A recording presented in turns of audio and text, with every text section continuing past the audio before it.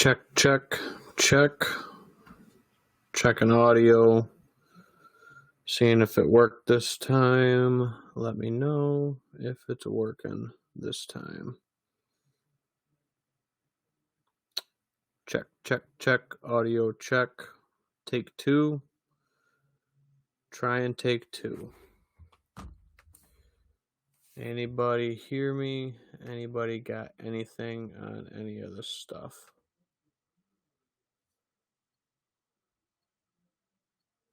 Check. Check.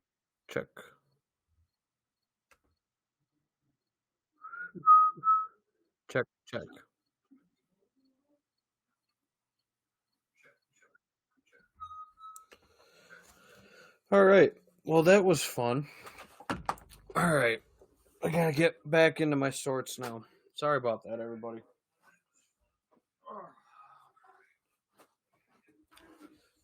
So, this is why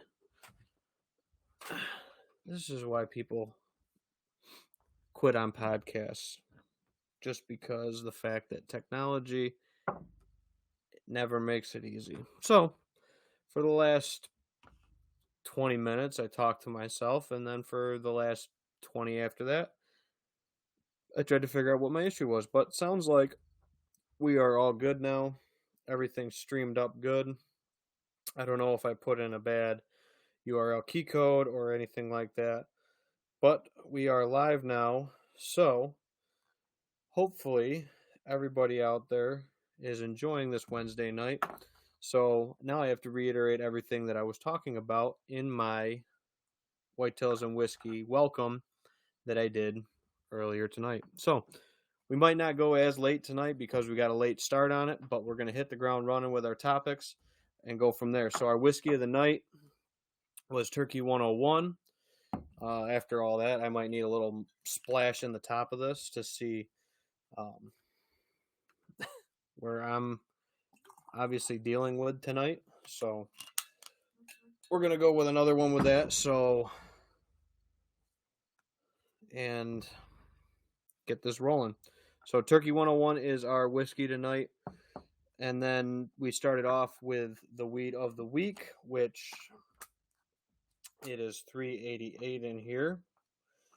I had a bookmark in this, and then I moved it all. So, like we talk about in all of our Whitetails and Whiskey episodes, this being number 2, we start off with a weed of the week, and this week we have Velvet Leaf. So Velvet Leaf is an annual forb that you might find growing in your food plots, and this is one that's not necessarily a huge, hard one to get rid of in a lot of cases. Sometimes it can be, but most of the time it's not too bad. But I was out feeding the chickens tonight and turkeys, and I saw this growing next to the enclosure by the back of the horse run, so I said that's a good one to put in tonight. It's a really identifiable characteristic, so that's what we're going with tonight is Velvet Leaf. So this is an annual forb. Typically you're going to see this in cultivation of fields, food plots, stuff like that, but where you have soil disturbance as a result of that. It has a large heart-shaped leaf, as you can see right here, and this will come off in 2 sections off of the stem. Typically you have your main leaf, and then you have a secondary leaf that comes off of the stem at the base, and that's where your flowers develop on these. Now, these flowers aren't very developed on this one, so they're not a really good example, but these are typically a yellow or maybe an orangish type flower. And then what this happens to do is you can see all the seeds developing in there. Sorry, I'm pointing it to the mic and not the camera. Typically 9 to 15 seeds is what Dr. Craig Harper's book says. This is a non-native, actually. So this is one that is not native, but is really prevalent throughout the United States. This can be controlled very well with Roundup, 2,4-D, all those good crops like that. 1 second, guys. I don't know what's going on upstairs, but my dogs are going nuts.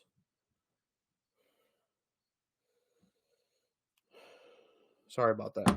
I didn't know if that was coming through on the mic or not. The dogs were going crazy upstairs for some reason. So, back to it. This can be controlled with either glyphosate or 2,4-D is a good one for it. Also listed is dicamba and caliparide. for that. So, and also velvet leaf has no wildlife value. So this is one that's a nice one to know that it's in your field, identify it, get rid of it if you need to, and then, tell that it has no use for wildlife. So whether you remember it or not, that's up to you. The other common look-alike or feel-alike that you'll have with that is lamb's ear or mullein. That is a very soft leaf as well, but a very, very different shape. So once those seeds are developed, they look kind of like an upside-down pincushion, I call it. These ones aren't quite as developed, so you can't really see that example with this, but that's typically what they look like once they are set seed and develop. The seed head puffs right out and kind of looks like that, if you can imagine that, on the bottom of the leaflets, as this is drenched in water from the bucket dripping all over my laptop. So I'm just looking to see if there's more. Yeah, you can see the flower on this one really well. And these open up a little bit more, but not a very showy flower either. So there's our weed of the week. And now we can get into the itinerary for the night.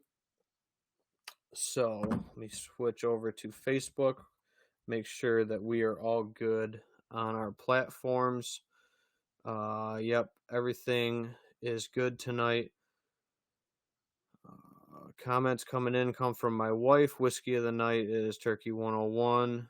Plant. Where does this weed tend to grow?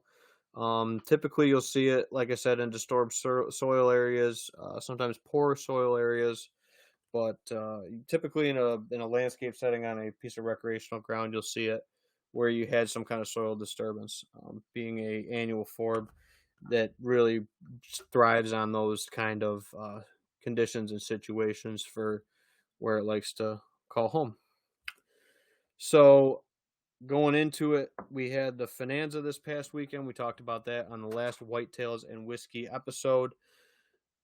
Couple cool things with that this year. The moon shoot was a little bit different, and if you haven't been, I really highly recommend putting it on your calendar. It's always the weekend following Labor Day, and that's at Seneca Lake Duck Hunters in beautiful overlooking Seneca Lake. It's free on-site camping. They have a moon shoot Friday night. You could camp out starting Thursday night, I believe. I would have to double check that, but usually you could pull in Thursday night camp, Friday night camp, Saturday night camp, go home Sunday, or any combination of that above. Moon shoot was Friday, did very well. That was a little bit different this year with the way that they structured that. Moon shoot was a random draw for partners, so you didn't get to pick your partner as in years past, but then you were randomly drawn with your score and another person's score to decide the winning team. Unfortunately for me, just like as we'll talk about, I didn't quite make it to the money with the moon shoot.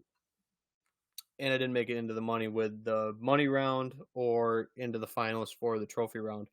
I shot very, very well. I was very happy with my score. I shot what's called even.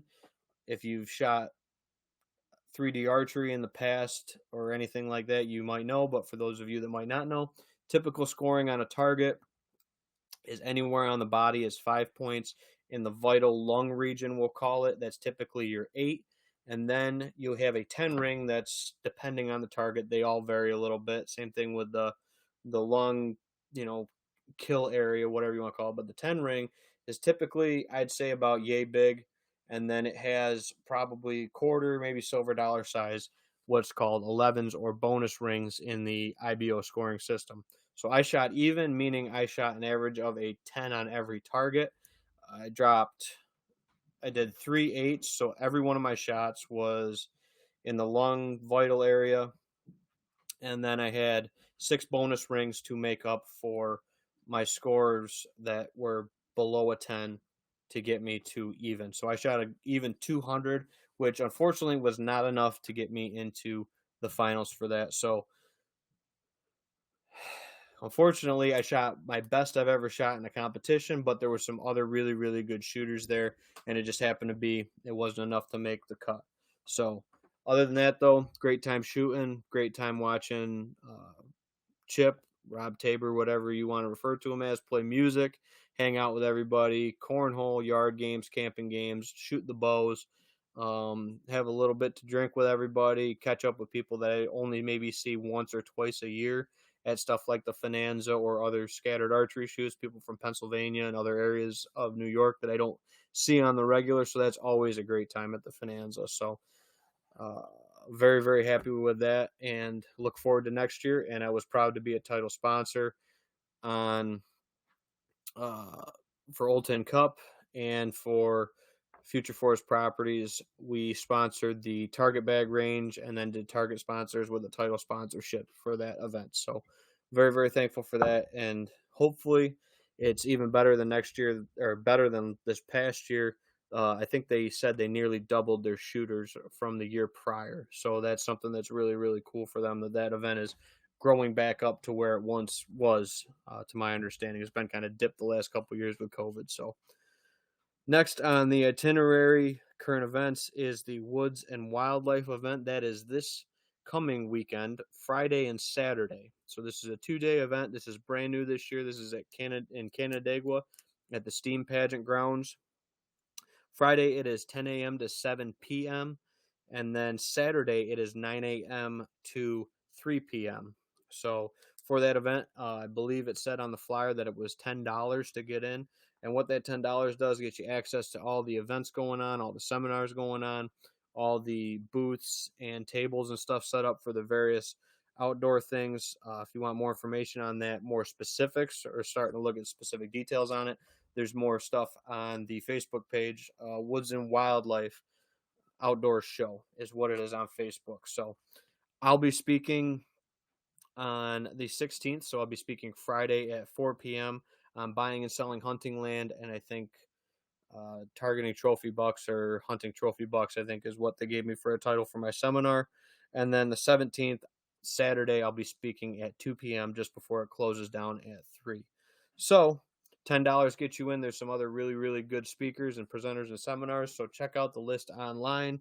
I know John Teeter will be there, as well as Javen from Lake Country Logging. He did the timber harvest on my grandmother's piece of ground and did a phenomenal job. Can't say enough about that. He's talking with another gentleman on managing your woodlot for wildlife. So good talks, good event. Looking forward to the first annual one and glad to be a part of it.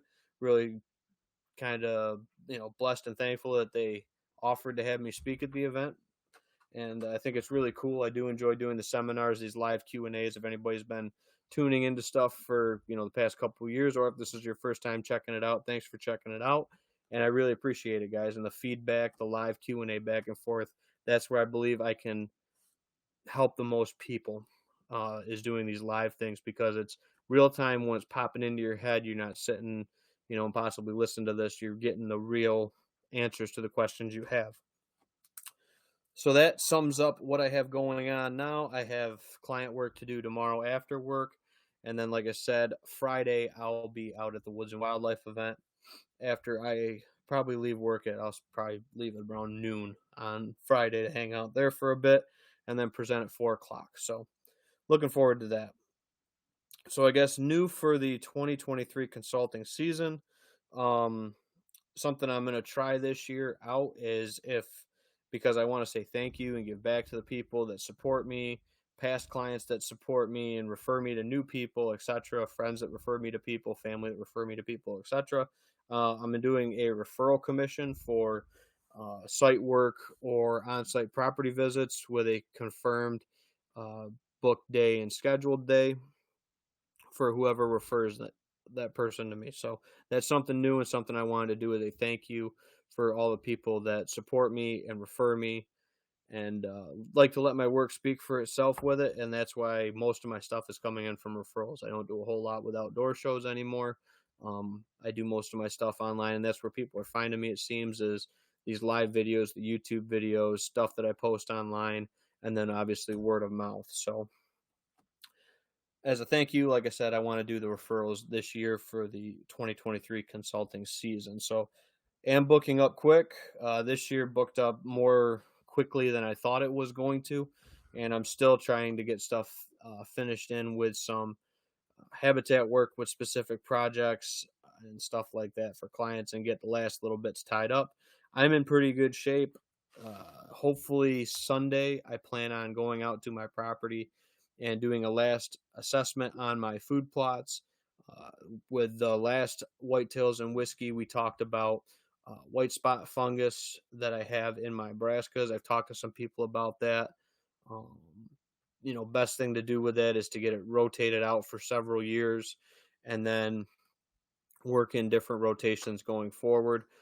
Typically, in the past, I've suggested doing flip flops on sides of fields, but if you have some of our native wild mustards and stuff like that, they can carry the fungus. They're not as susceptible to it as some of these brassica species that you typically have, purple top turnip, hybrid turnips, radishes, stuff like that. So I wanted to get a really good barometer of growth before I moved forward with overseeding with a cereal grain that would stunt out any turnips that I had that might push through the fungus. So we'll see with that and tune into the YouTube. I'm sure I'll be doing a video on it, looking at probably a different plot or two. So going forward with it, that's what I'm trying to do, is figure out the best way to do that. And I'm in very good shape. I know I'm mid-September now. I think it's the 14th is the date today. So not too late. I've planted cereal grains right up to the 1st of October. The thing that's got me a little bit worried right now is the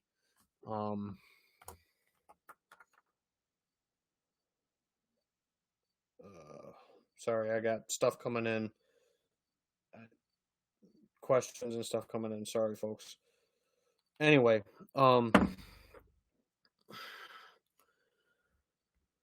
so I lost where I was going with my topic. I'm sorry, I'm all flustered with everything going on with the technical difficulties and everything, guys. So I want to apologize.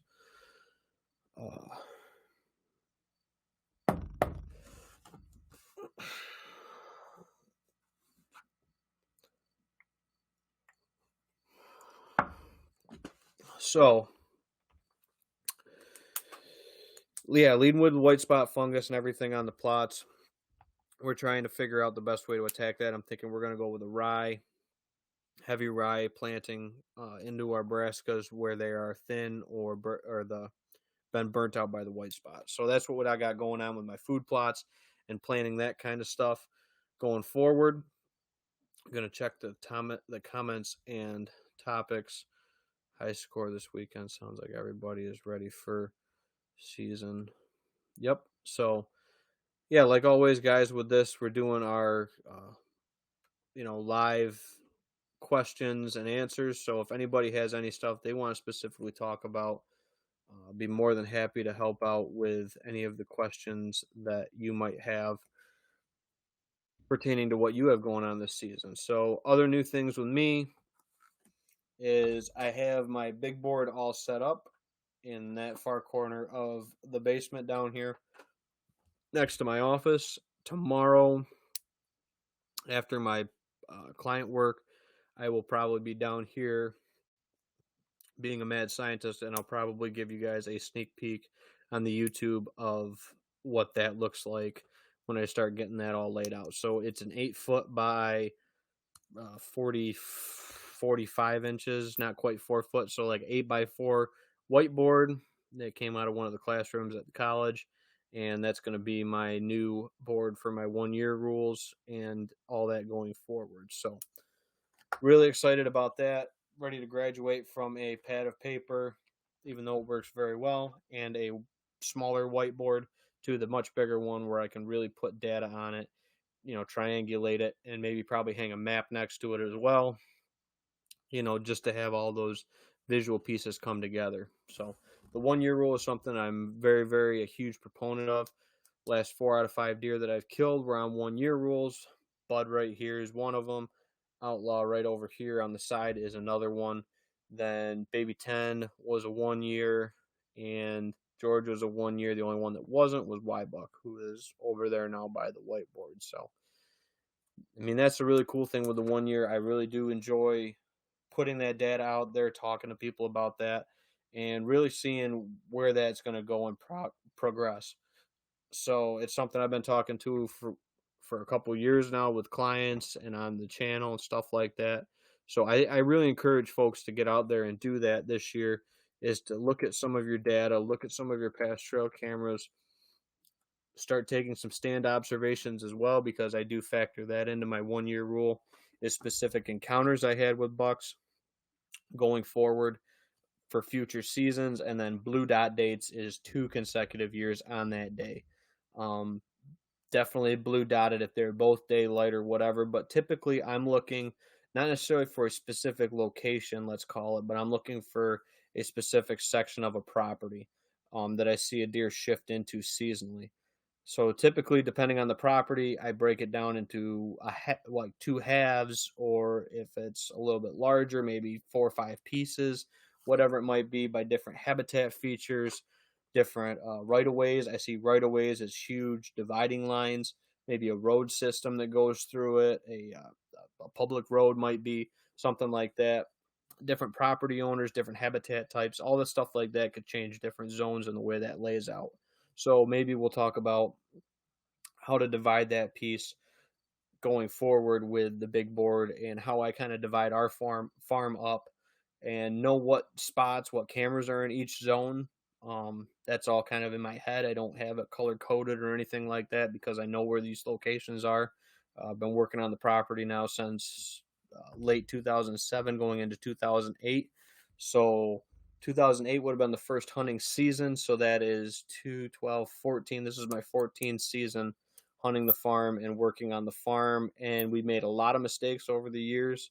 I'm not afraid to admit that, learn from the mistakes. And I feel like it makes you better, and you learn a lot more from making mistakes. And then also you can help a lot more people by making sure that they don't make their mistakes with it too. So this white spot thing is a good example, but there's tons of things over the years that I've learned.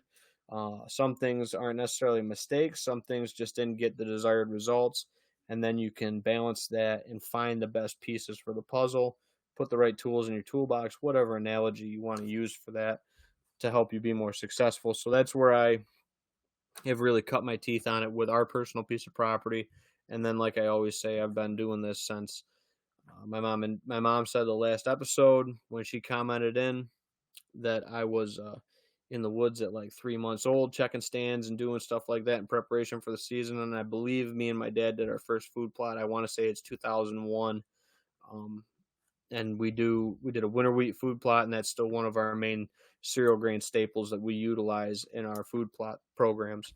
So, and it's something that's going to be more prevalent here going forward in the future because, unfortunately, with a majority of our fields, and I want to get a good barometer for the white fungus and how prevalent it is in fields, or if it's not in certain fields, I might be able to get away with it for another season of turnips, depending on the fields, depending on my rotation. Again, I'll refer back to my brown book. It's got all my field information in it, all my soil mix, all my seed mixes in it, and then my soil data is in a binder to look at that year to year to year, and that's in my office. So, but all that stuff, all the data, all that stuff can help you be more productive for your piece of property and how you manage it and how you go about making the right decisions for it. So, and I guess that leads into a really good topic of I had an individual reach out to me about consulting on their specific piece of property. And once I sent over my pricing sheet, was basically told my prices were insane, everything like that. I tried to model my pricing after what I would be willing to pay for a service similar to that, and what I think is fair for my time, my knowledge. I go to half a dozen to a dozen different seminars a year for continuing education, looking at different things. I went to a soil health seminar that was put on by a Department of Agriculture here out in Wyoming County.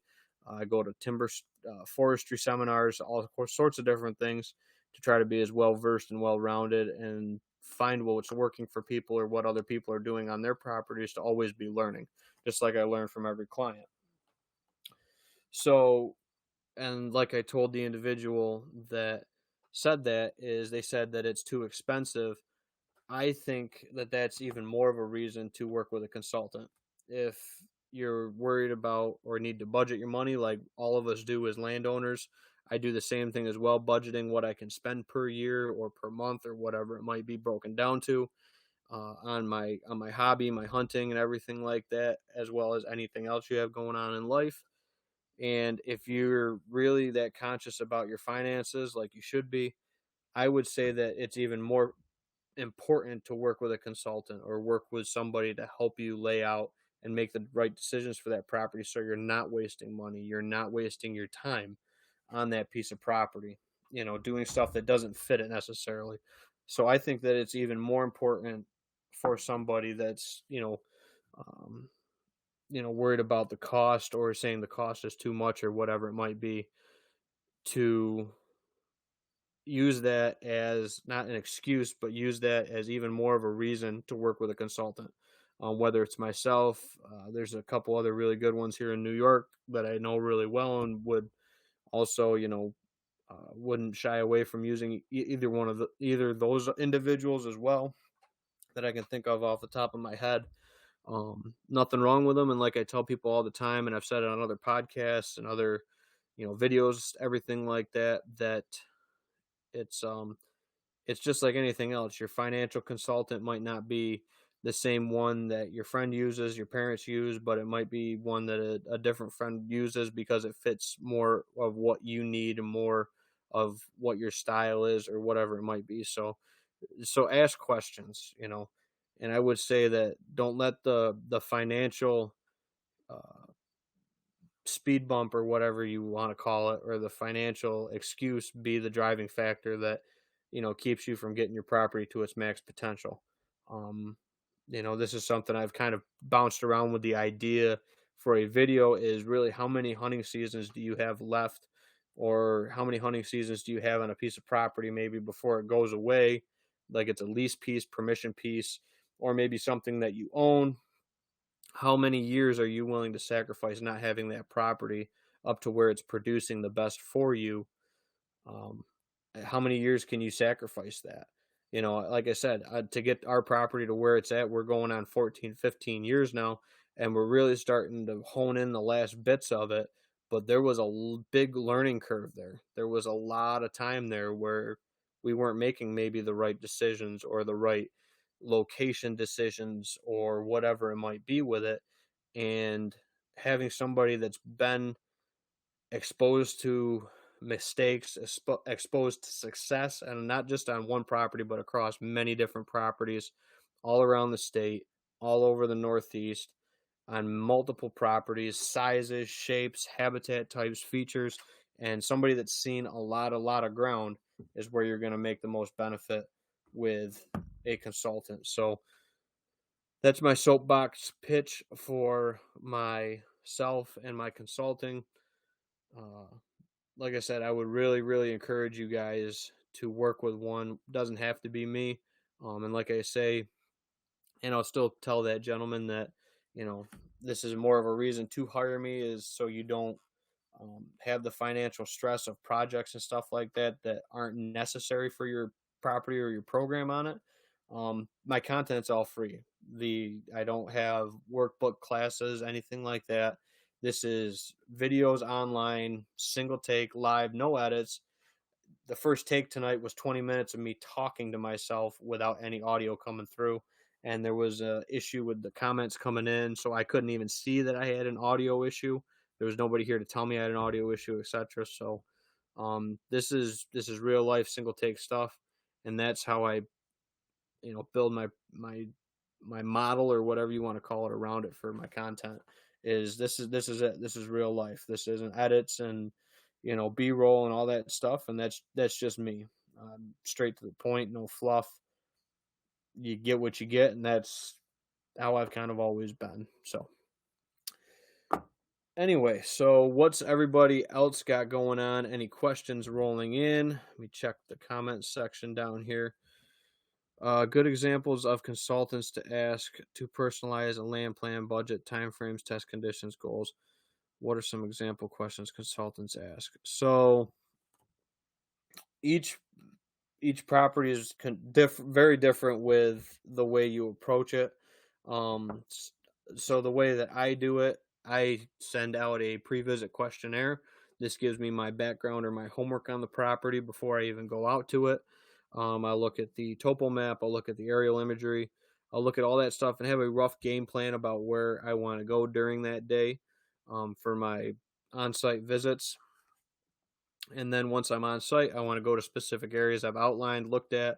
I want to look at the different conditions of your different habitat types. I want to look around and see, access, borders, topography changes, major topography changes, saddles, benches, all that kind of stuff is where I'm highlighting where I want to go throughout the day. Budget is a huge one for folks, whether it's, doing projects in different stages, picking the projects and the pieces that are going to make the most sense for you and your property, that you're going to get the most bang for your buck out of is huge. So that's something that you can also get out of that, is having the ability to have somebody be able to itemize or tell you what is most important or what should be done first, or the timeline or time frame for your projects that you have. Time frame stuff like that's my kind of, I guess, label that I get from the Pertinier guys and stuff like that, is I'm the access guy. Access is everything. If your access is crap and we can get it straightened around and fixed, time frame is you're going to improve your hunting the very next season or the very next month from when you had the disturbance. So critically looking at your access is where I always start with a property program. I look at what your goals are for the property, whether you want to target 4-year-olds, maybe just the oldest bucks in your neighborhood, period. The top 10-15% of the population is what you do it. Excuse me. Top 10-15% of the population is what you target. So, and then test conditions, different things like invasive species prevalence, age of timber, when it was cut, stuff like that, looking at where it's at for a piece of property, and then blending that again with different habitat improvements we have planned, stand locations, all that stuff we're going to look at, ribbon up, mark up, and then at the end of it, I include a Huntera map for clients for their property. I typically don't recommend a marked up one. We can mark one up if you would like, but I recommend putting that in your office or your camp or somewhere in your house, maybe something like that, where you can enjoy a really high quality map, and you can put it in a frame, draw on it with a whiteboard marker on the frame if you want to do it that way, or you can get the magnet map ones and put your magnets on those maps, going forward with it. So that's always something that's a good hit, and that's something that I include in it because I very much recommend that for individuals as a high quality map. So Mark C, actually, a good thing I checked over on the YouTube. I had a comment come in from Mark over on the YouTube live. Good evening, everybody. Got a question. I have a 15-gallon sprayer. I could get away with just one to spray poison and use it for liquid fertilizer when I rinse it out after every use. So one spray to poison and then use it for liquid fertilizer when I clean. So you rinse out your sprayer after every use, is what I'm getting out of that, Mark. There's a solution, you can get it right at like TSC. That's a tank cleaner. I'd recommend that if you're switching it over. Myself, typically I do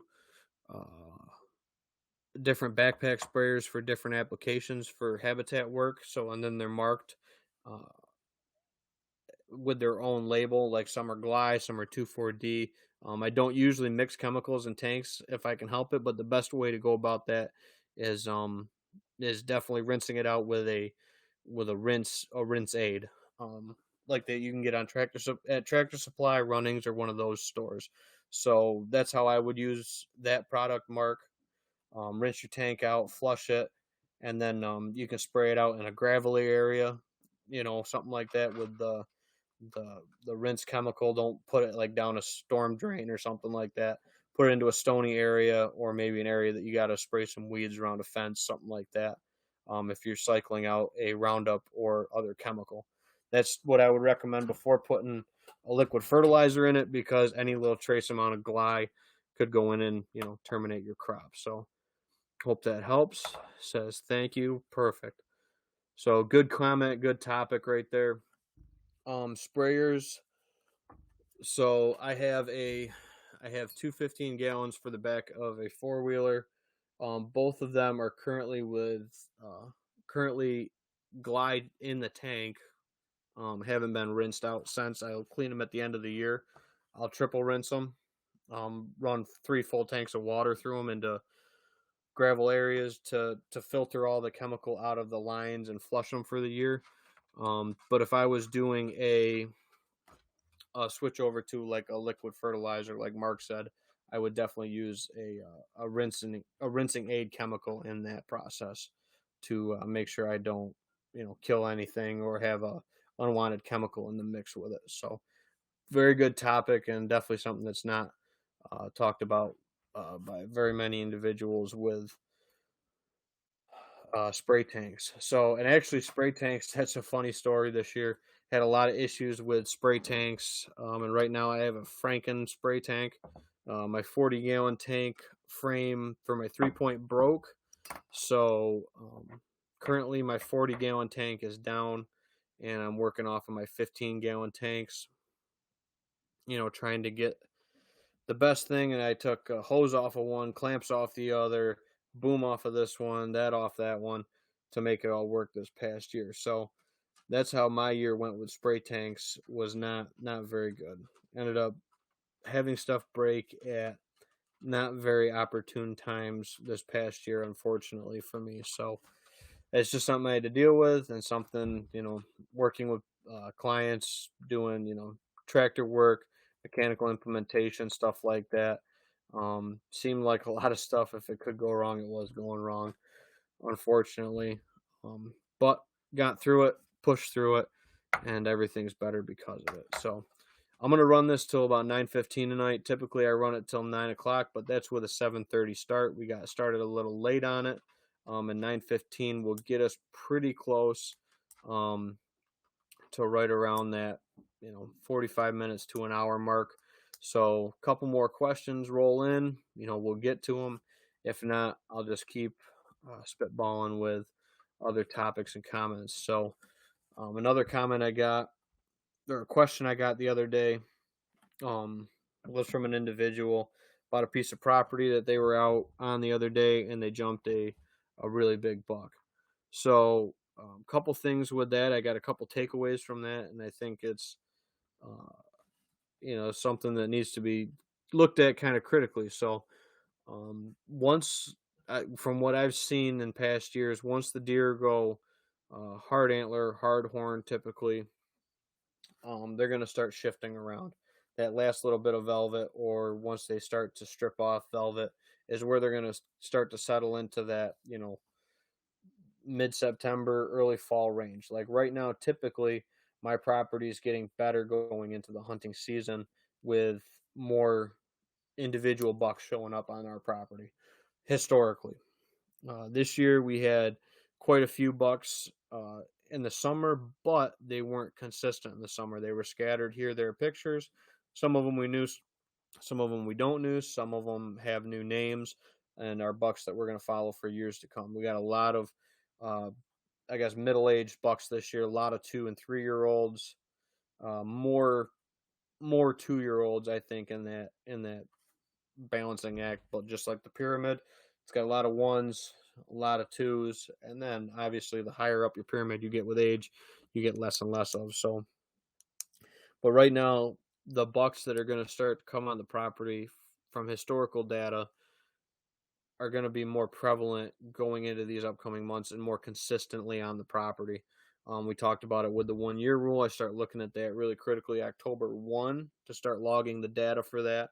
And then you'll see on the YouTube channel, I'm going to put a video up of the big board, and then how I start to break that down and really look at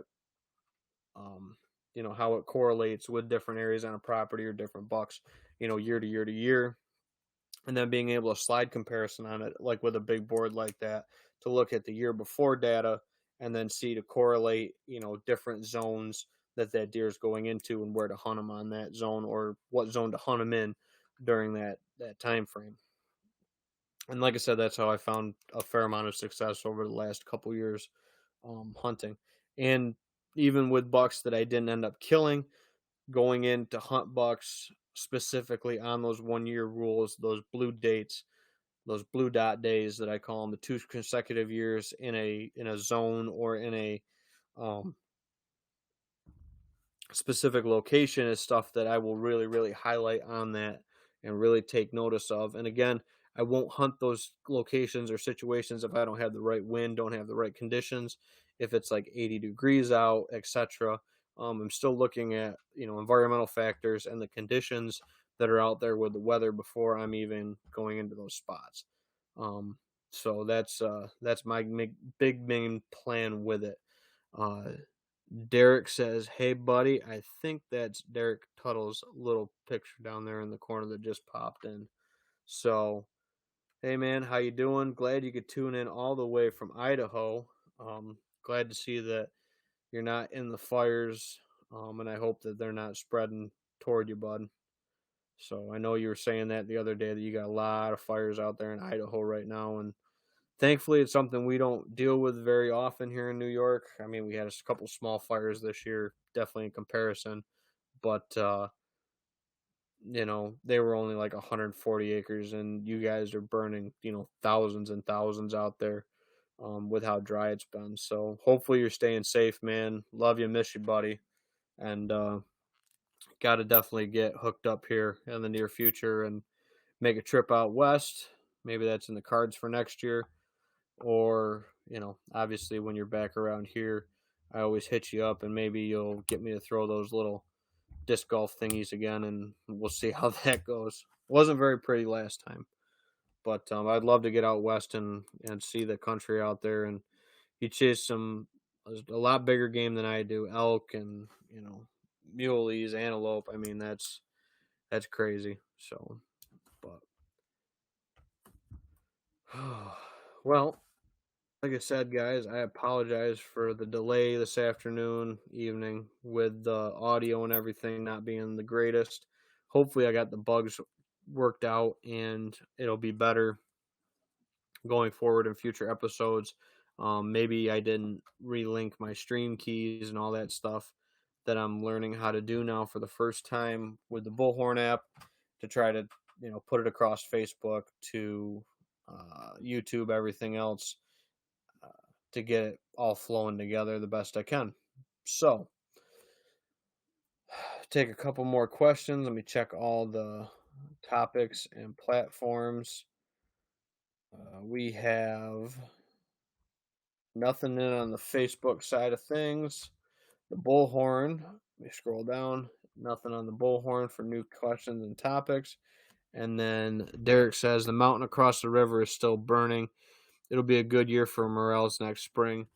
So that's definitely something interesting, and definitely something that I want to look at with you. There's a lot of research coming out of some of the southern states, and obviously it's not as high intensity burns as you guys are obviously having out there, where it's engulfing thousands and thousands of acres. But there's a lot of information coming out of the University of Mississippi that burning specific areas brings in more wildlife, in the form of turkey specifically, for burned areas, for bugging and new nesting the following year, or good fawning habitat response, because a lot of those forb species and the way they respond to the fire, in a positive way. So, or they talk about, I think one that they were talking about out of the University of Mississippi too was bow stand burns, they were specifically calling them, burning a radius around your deer stand specifically to increase the food, or the more beneficial, higher attractive food around your tree stand, so that you have more success around your bow stand locations. Obviously something not applicable in New York because we can't do control burns, but I'd be curious on how that affects the game species out in states like Idaho, or if it pushes them into different areas and almost makes, wildlife free zones in some areas, and then pushes all the wildlife into different areas and stuff like that, obviously. So it's interesting and something, like I said, that I've never seen or never had experience with, and I'm just curious on how the game and the wildlife respond out there in Idaho to that and other states. So I know they've shown it positive for turkeys and deer in the south, but um, that's what I've kind of seen just from the research I've looked at and everything like that. So um, Mark says, have a nice 8 and 6 traveling together on camera, but nothing, I believe. The bachelor groups have split up here in South Carolina. So my dad messaged me the other night, and here in New York anyway, we have a real nice 3-year-old that we're on the fence whether we want to target him or not. Would be for several people that, not several, but a couple people that hunt the property, would probably be their biggest buck they've had the opportunity to take. So, and, because of the antler size, probably, I would assume maybe one of the neighbors, a couple, one or two of the neighbors might pass him. But other than that, I don't foresee that deer getting past many other people. And he was with one small buck the other night. And most of the bucks I've actually seen this summer, I don't know why it is, haven't been in big groups. I think the biggest group of bucks I've seen on camera in a video, because I run most of my cameras on video mode in the summertime to look at specific characteristics, body shapes, and stuff like that. And I feel like I can get a better barometer going into the fall of those things by having the video in the summer.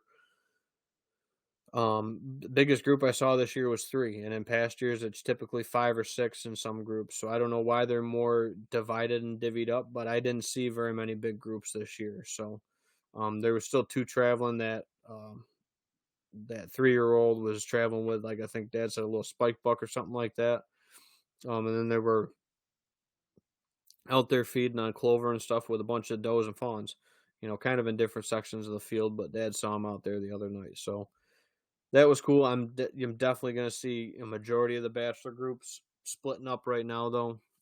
But I think it was 2 or 3 opening days ago, October 1st here in New York, we had a major cold snap. Had actually a frost that morning, and some people actually even saw snowflakes on October 1st.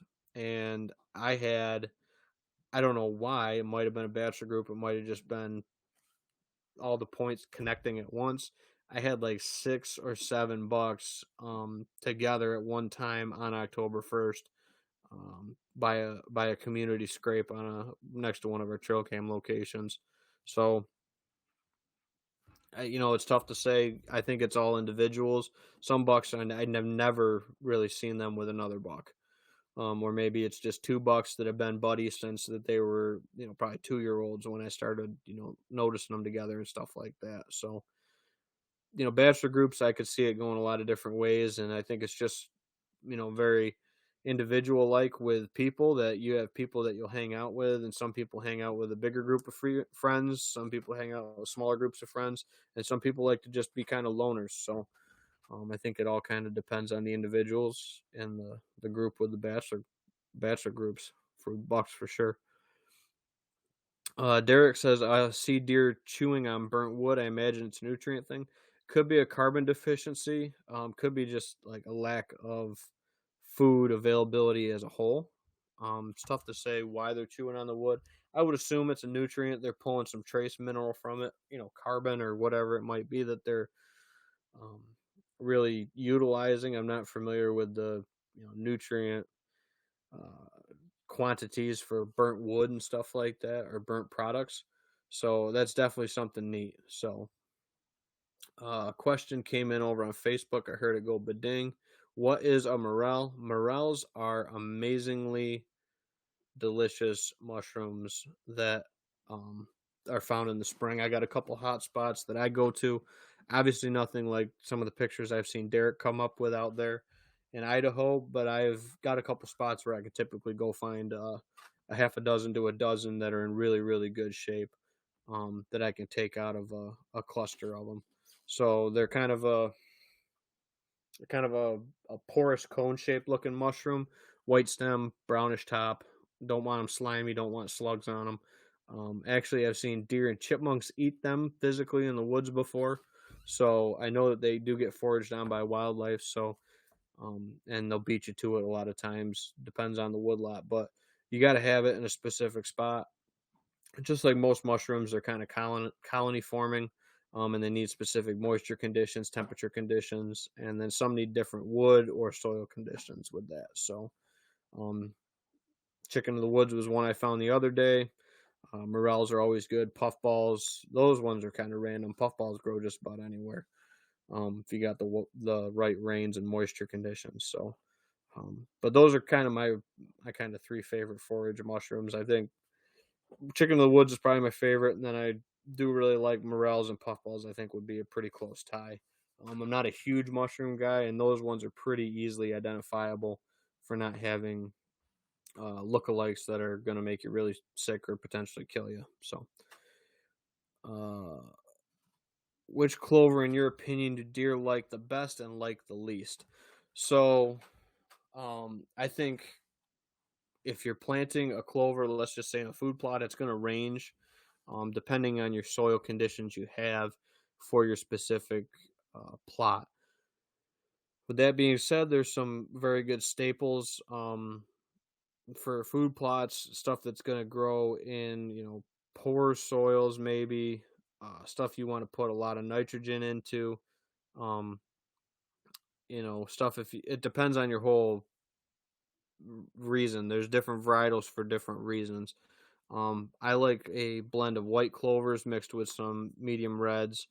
Um, I have some balança that's going to go in next year because I've never planted balança heavy in a mix, but I have a mix coming up that I'm going to be putting a lot of balança fixation, which is a heavy nitrogen forming one to put some nitrogen back in my soil because I've seen some depletion of nitrogen in my soils, or having to put a lot of fertilizer to it to get my nitrogen levels where I need them. But typically, to release that nitrogen, you need to terminate the crop or to get a mass release of the nitrogen nodules in the soil so that the plants can take it up. So if you're using it as a nitrogen recycler for your crop, you're going to have to terminate. But the clover that I like best, if it's a specific varietal or blend, I don't really have one. I look for one that's, got a good mix of species, not a lot of fillers. And you got to remember, especially if you are planting clovers for the first time, your inoculant to get the right bacterial breakdown for those clovers to really establish and do well, you need those inoculants on your clovers. That's why you see a lot of, quote, inert matter or coating on clovers for the most part. It's an inoculant to help those plants establish because they don't have those bacteria in the soil to help them establish and develop correctly or efficiently in the soil. So that's why you see a lot of those with coatings on them. So I don't say steer away from coated seed. In those situations, I think it's beneficial and in some cases a definite must. Some of my ones I lean on a lot. I lean on a lot of crimson clover for mixing in with my turnips. It does really well at coming up the following spring after the turnips have died for the year and everything like that. So the crimson's a really good one. Medium red's another one that I've planted a lot of in the past. Ladino whites. All of those are going to be for specific soils or mixed into some sort of a blend.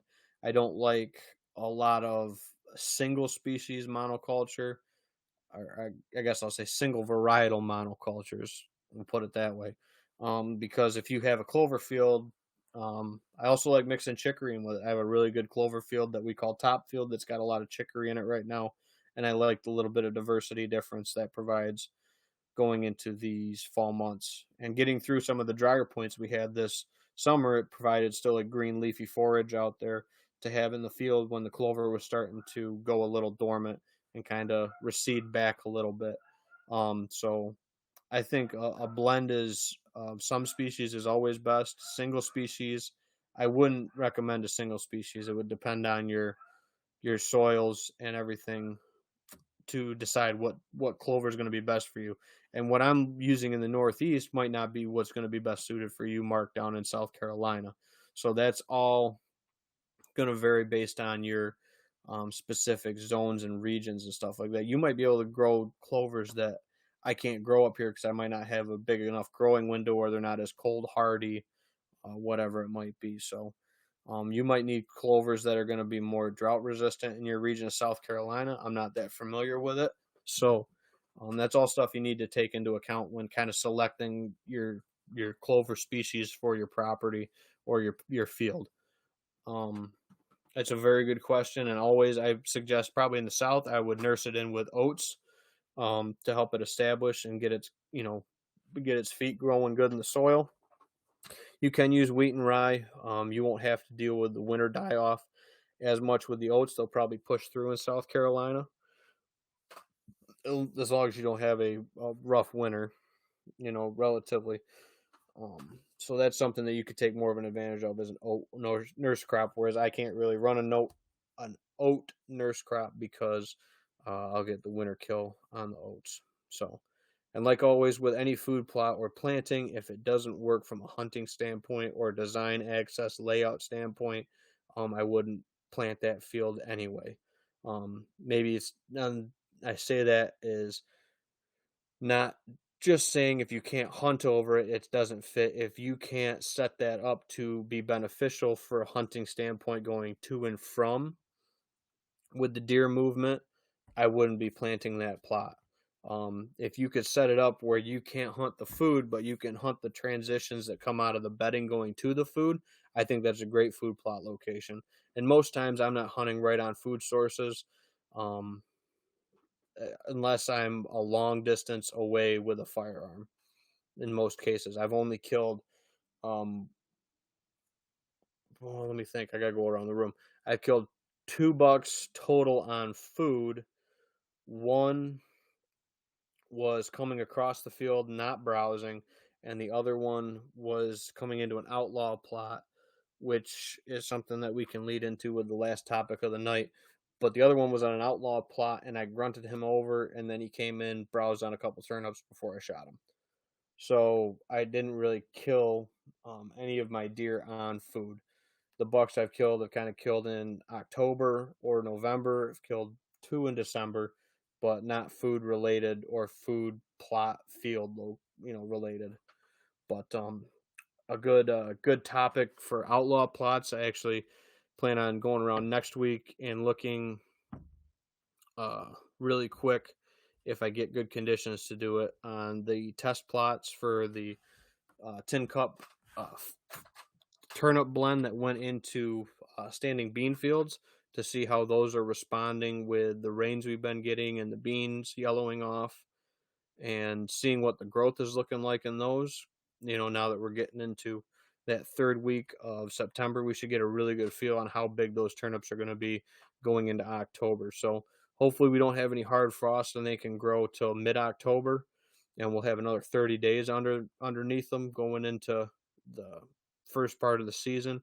But the outlaw plots is spreading turnips, cereal grains, whatever your crop might be, just top sowing it in to standing soybeans and allowing that to come up between the rows once the leaves start to drop, or if you have a shorter bean or they're overbrowsed and you have a lot of sunlight coming down, it can be really, really successful. So it's not too late. I would say it's too late for turnips at this point to top sow in, because you would only probably get, at least in my area, 30 days ish. And usually I like to shoot for 45 to 60 with the varieties I use, because a lot of them will mature out at, let's just say 80, 70, 75, 80 for maturity date. And I don't want my turnips to over mature either. So right now I'd be putting in cereal grains, winter wheat, cereal rye in my area. Maybe in some of the southern areas you could put an oat into it, but oats you really don't do as good top sowing as cereal rye or winter wheat. So those are 2 good ones to get outlaw plots in here before October 1st. Just top sow them into your soybeans, 150 pounds an acre or so. And then I would just do it in front of food plot stand locations or areas where you can get on and off, or hunt that field linearly. If there's a big field and you can run it like in a linear section, obviously down the rows would help you with that linear to, have them forage past your stand on a line. That's something I've used for success in the past, harvesting does, not necessarily bucks, but it's a good tactic and something that you can do in a lot of cases on ground that you might not own, that the farmer that runs the ground, that you can put a crop to it to help take some of the pressure off the crops that he's putting on the field. So Derek says, what time of the year do you typically start grunting? Do you find it to be more successful in later season? Is it even worth trying early season? So grunting, from what I've found, is very much goes back to that individual with the deer specifically. One deer specific, this guy. So this is Curly. And Curly was a buck that I had the opportunity to shoot last year. I passed him. Curly hasn't shown back up yet. I did find both of his sheds. I actually found this one, and Nate found this one. That was a good buck. And just for an example, when there was a bunch of chasing going on, grunting and everything like that, he turned, tucked his tail, and walked the complete opposite way fast down the hill. So that's one deer that I probably wouldn't grunt at, just because of the personal, connection with that buck, knowing his temperament or how he, responds. It could be because he got his ass kicked at one point. It's tough to say, but typically for grunting, I would say it would depend on what your style of grunting would be. Soft contact grunts, I'd call them, a little short, tick-ticks, and those kind of soft grunts, not like deep growls and stuff like that. I wouldn't use those in most cases, if any, unless I knew it was a really aggressive buck. One that's really dominant, really, mature for the area or whatever it might be. And I also tone my grunt calls back so they sound like a mid-aged buck, not that deep buck roar you see on the Outdoor Channel or something like that. Just because I don't want to spook off a buck. But a deer like Curly, it might not matter if it was a 1.5-year-old grunting at him or a big 4 or 5-year-old buck grunting at him. But I try to stay to a mid-tone grunt, I'd call it. Not deep, but not like super high, almost doe bleedy. That might be something that I talk about in an episode during season. I'll probably grab my grunt call and stuff like that. I don't do a whole lot of rattling anymore, and my rattling is really soft, clicks and pops, and just more grinding the antlers together than the crazy, knockout, drag out, fights and stuff like that. But yeah, I grunt a fair amount actually. Just like I said, soft contact grunts, especially if I see a deer cruising. But it would be more in the, I guess, late October for our kind of timing of stuff. So I would say it's kind of a mid-season, but I have grunted deer in early October. Just soft contact grunt them in as I see them kind of cruising through the leaves and can't really get a good look at them. I've grunted a couple bucks in like that for early season. Find grunting to be surprisingly successful out here. I've killed nice mule deer and whitetail grunting. Do you think it's worth rattling and grunting together? So usually when I am rattling, I'll, I guess, kind of paint a picture with the grunting and everything like that, and the rattle. I might, start off with some soft contact grunts, and then I might do a deeper, or maybe kind of a grunt, kind of that, more of an aggressive type grunt with it rather than just a kind of soft tone grunt, to a more of a kind of a growl roar, whatever you kind of call it, with that grunt call. And then I might hit those antlers one time good on the back and then just put them together and pop them and stuff like that. The biggest thing I like when I'm rattling or calling is if I can throw my wind into an area I don't expect the deer to come from, whether that's a pond, a big open field, a steep drop off of a big steep hill. I mean, out here it's a hill or a molehill compared to what you're probably used to, Derek. But I like putting my wind or something in an area where I can't have a deer circle behind me, because 9 times out of 10 they're going to try to circle your wind from for getting an idea of what deer is making those sounds and those interactions together. So, but yeah, that's a great topic, and one we probably should talk about in a during the season episode, specifically kind of looking at what I've done, because let me think. I think so Bud, actually, he got called in on a blind grunt, and the buck I missed the day before him, which was quite a bit bigger than him, the one I shot underneath of, both of those bucks came in on a blind grunt, and actually the bigger one, I called him in with a rattle. He kind of circled downwind but didn't get my wind because of the thermal, and then he came back around to investigate on a soft couple contact grunts about 2 or 3 minutes later, and then that's when he popped out, and I misjudged him and missed my shot. Other than that, my big 10-pointer, I rattled him in and snort wheezed him in. Actually, he came in super aggressive. Outlaw was a cruising buck. The one I shot in the outlaw plot on my grandmother's with my bow, that buck was bleeded with a Primo's can and grunted in. Again, same thing. Saw him cruising and then painted that scenario of a doe bleat and then grunting behind it. And so yeah, I've killed a couple bucks calling, over the years too. But you never know what's going to fit. And like I said, I've grunted at bucks too, watched them pick their head up or turn their ears, and have no interest in wanting to be any part of it. So it all depends on their mood, depends on the buck, and their kind of order in the pecking order, I think, is where that's really successful. So with super dominant older age class deer, I think you have a lot higher percent chance of that working. Or having a more balanced age class, I think you have a good chance of it working too. Where if you have a lot of 3-year-olds and there's a lot of social interaction, fighting and sparring and stuff like that, if you get a really condensed age class, I think that could work out really well too, for the success of that. So, but I think that puts us at, so that puts us at 9:30 now. So we're gonna wrap it up for tonight. I want to thank everybody for tuning in. Again,